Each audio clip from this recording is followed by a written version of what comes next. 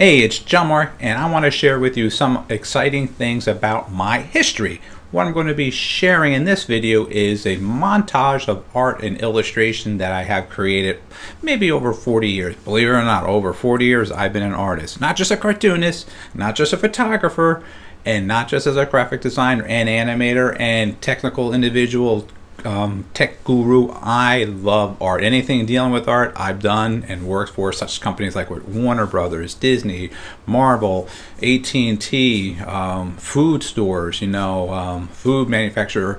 I have actually even done stuff for hardware stores. So a package design, I've done a lot of that stuff, not just for cartoons, but straight up cartoon stuff as well as graphics. So what you're watching, I'm going to share with you, is a variety of different cartoons and stuff that I have done in the past, like I mentioned, 40 years. But this is just the tip of the iceberg of what I have done. I don't want to show all of it because it would take too many hours to show, just to give you a little snippet.